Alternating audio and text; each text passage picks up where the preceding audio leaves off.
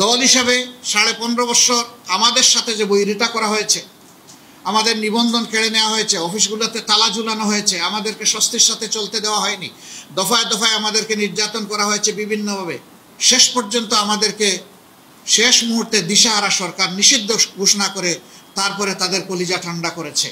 আমরা বলেছি যে আমরা প্রতিশোধ নেব না।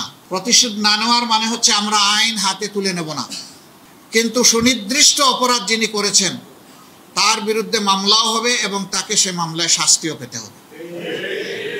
গণহত্যার বিচার করতে হবে, আবার 15.5 বছর ধরে যে সমস্ত অপরাধ করা হয়েছে সেইটারও বিচার করতে হবে।